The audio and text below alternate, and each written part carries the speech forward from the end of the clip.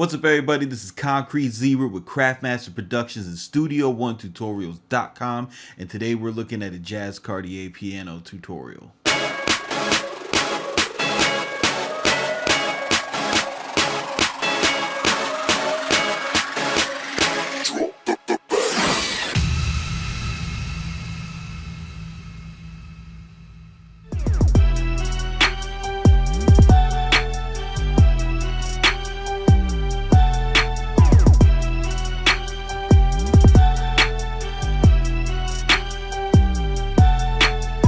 What's up, everybody? This is Concrete Zebra with Craftmaster Productions and Studio1Tutorials.com. Today we're going to be looking at a Jazz Cartier piano tutorial, but first I want to talk about Bag Up. These are 5 beats that I created, not with the intention of making construction kits so that they're throwaway beats or anything, but these are 5 beats that I created with the intention on placing. The links in my SoundCloud in the description below.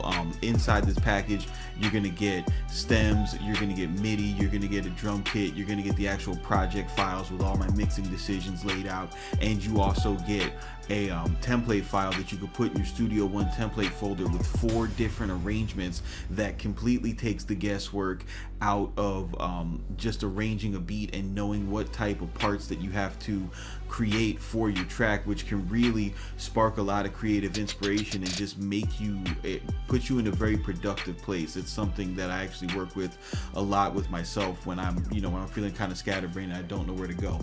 But on to the tutorial. I wanted to go after this this style because I was listening to the Hotel Paranoia project, which is pretty fucking awesome, and in the midst of listening to it, I like the pianos in it. Like there's a lot of good piano work on this project, and I love piano beats, whether it's sampled or trap beats or whatever, and I like that it wasn't a lot of stuff that was just your typical 8th note and quarter note melodies and your simple triad chords. Like they're using power chords and chord substitutions and really showing how you can use this instrument to create just any vibe you want to create.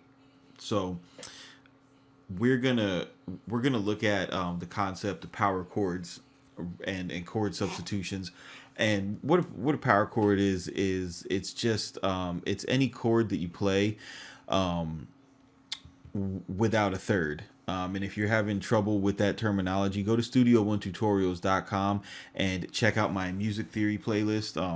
It'll link you back to YouTube, and it'll show you my playlist where I have just 6 or 7 videos just going over music theory terminologies and chords and things like that, so you can follow along better. But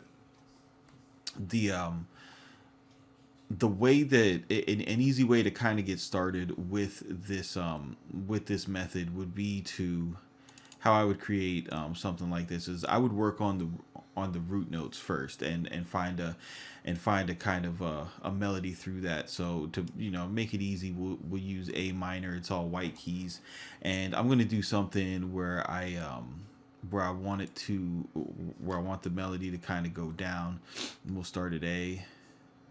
Let's see.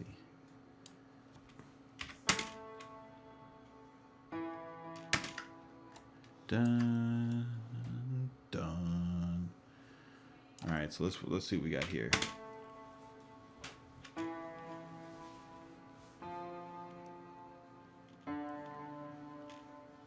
See, so already you kind of have that creepy jazz feel. But in order to fill this out, normally you would do your fill out your thirds and your fifths. So you go up second, third, oops, fourth, fifth, second, third, fourth, and fifth.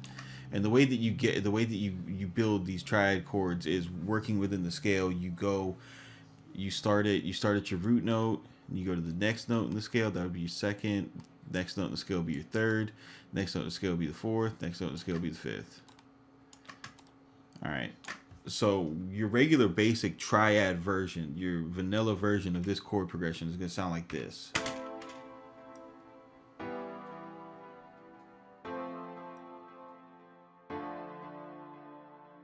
I mean, that's fine, whatever. You know, you can make a cool song with that, but it doesn't sound like something that you're gonna put like a hard 808 on and you know, just sing about something crazy and moody. So to make it a little bit more moody, what you could do is you can remove the thirds, right? And what this is going to do is that second note in the chord, referred to as the third, that defines if the chord is if it's a major chord or it's a minor chord. That's what that does. When you just use the first and the fifth, you have an open chord or a power chord, and you'll notice the sound is a lot more ambiguous than without it.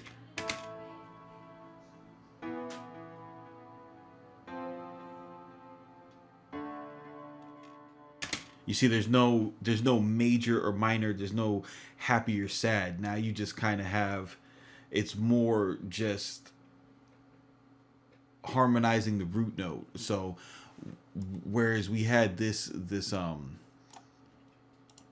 top melody or this root melody before that was real moody and brooding.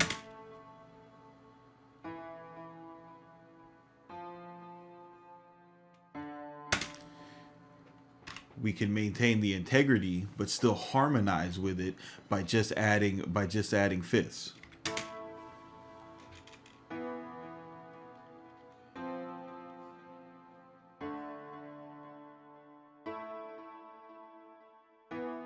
Now, one thing that's very common to do when you're working with open chords, you know, just to fill them out, and you're used to having three notes in a chord, just for that frequency content and that tone, is to go ahead and play your root note in octaves. So we're gonna go ahead, and these root notes that we laid out, we'll just go ahead and copy and paste them.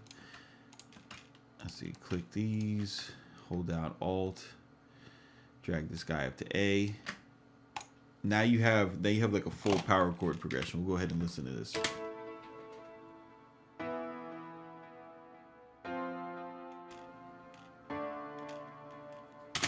All right, so that sounds really cool, but it could sound cooler. And the way that you can kind of add a lot more attitude and just another layer is to go. You notice I don't have my scale quantize on, and that's why I'm working in A minor, because it's easier to deal with. But the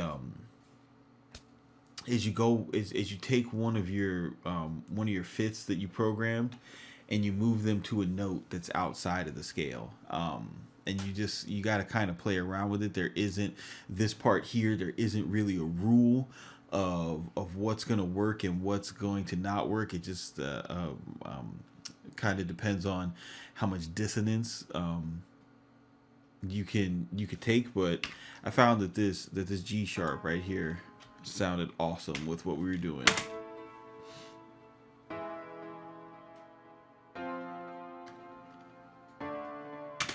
Kind of, you just kind of want to make sure that you don't wind up with something that makes you sound like you're in a cheesy horror movie. Like, you see that right there? Like, it's like, ooh, the vampires of days past. Like, fuck that, you know? This one here, also very bad. And then you got this one here, also terrible. So that's pretty much how you pick it. You know, you run through all the notes in between here, and you find one that's out of the scale that doesn't sound whack as fuck. I like it.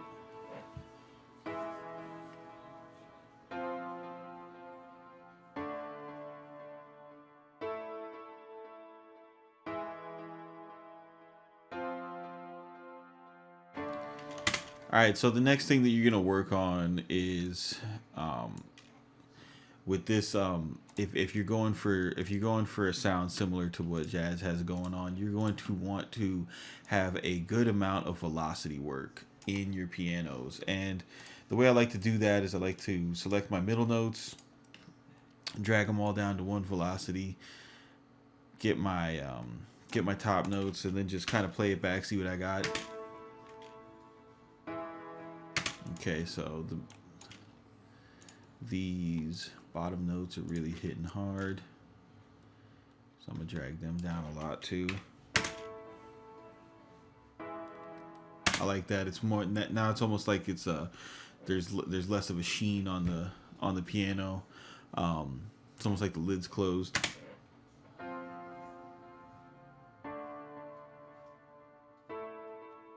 Now the other thing that I liked about some of these tracks was they had the piano parts had really good top melodies playing in the background, and you can create good top melodies, you know, pretty easily. I had this one saved.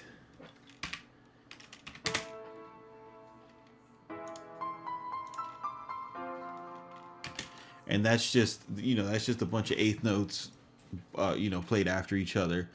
One thing that you kind of want to stay away from when you're doing this type of vibe is think of your chord as the first note in the melody. So, you know, you drop your hand, that's your first note in the melody, and then you kind of finish the melody on your 2 beat, from your 2 to, you know, from your 2 to your 4 into the next bar. You don't want to just like have a whole bunch of notes starting on the, you know, starting on the downbeat.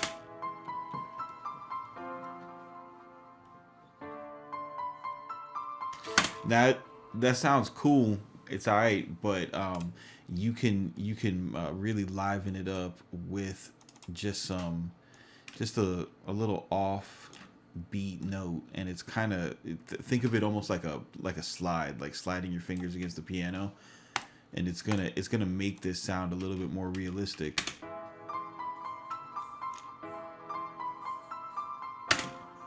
I mean, that's instantly more interesting right there. And all you have to do that is just click this little note in, hold down shift, and just make it you know, just make it imperfect. That's what you want to do.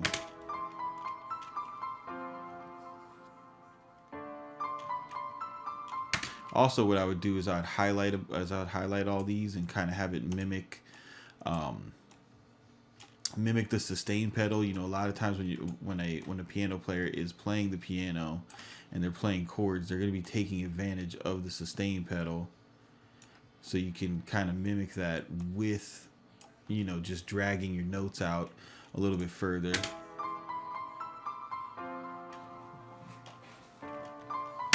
Then the next thing that you're going to want to do is, I like to click on every other note and adjust the velocity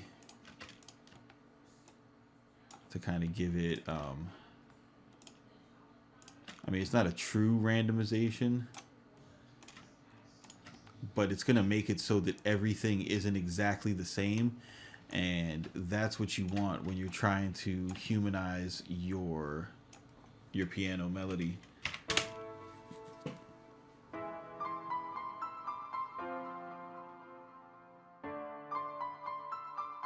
Next thing that I'm going to do is I'm going to highlight the middle notes, and I'm going to give this just a small strum by taking that off the grid. I'm going to highlight the top notes and move them a little bit further, because remember, when someone's playing a piano, their fingers aren't hitting all the notes that they're playing at the exact same time when they're playing a chord. It's just physically impossible. So if you're going for something that sounds you know, a little less robotic and more, you know, and more authentic to a player, you're gonna have to take the time to, you know, really dig in and make these small changes.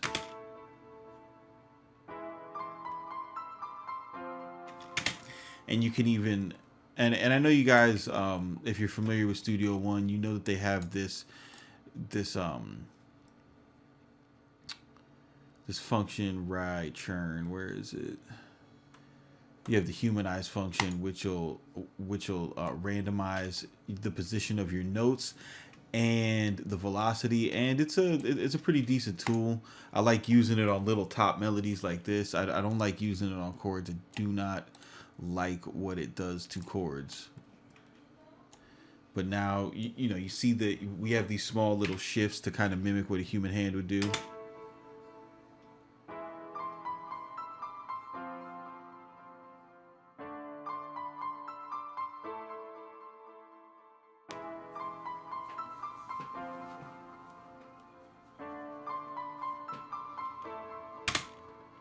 So yeah, this is in the style of, what the hell's the name of the song? Illuminati Love Song. So it's a really dope song. If you guys aren't up on this music, you should definitely go listen to it. He was just featured in Noisy by Vice. You know, Vice fucks with it. It's dope. So what you want to take away from this is, if you want to make something that's a little bit more moody and a little bit more brooding, and you want to work within the confines of a scale, but you don't want to be dictated what's major and what's minor, just take out those thirds, work with the root note and the fifths. You're gonna get something that's instantly, the direction that you want to take it based on your root notes. You know, if you're going for something dark and you're working in a minor scale, and you play a bass line where it involves two major chords, that's going to mess up your idea. So in order to save that idea, just get rid of those thirds, harmonize fifths in the root notes, and don't be afraid to take one of the notes outside of the scale to create something that's even more moody and even more brooding. And it's all just about keeping it simple but not being basic. Remember, you got to really pay attention. Don't be lazy. Vary your velocities. Every note has to be a little bit different. It has to be a little bit different in the timeline. Make simple melodies. Don't forget about your little accent notes right here. That's what's going to make your top melodies just stand out from, the regular basic shit that's out right now. So this is Concrete Zebra with Craftmaster Productions, Studio1Tutorials.com. Go to my SoundCloud, man. If you give me a follow, I'll definitely follow you back. It's a good way for us to keep in touch and just, me keep up with you guys' track and growth as music producers, man. I really want to hear you guys' music, so hit me up, fam. We will see you on the next one.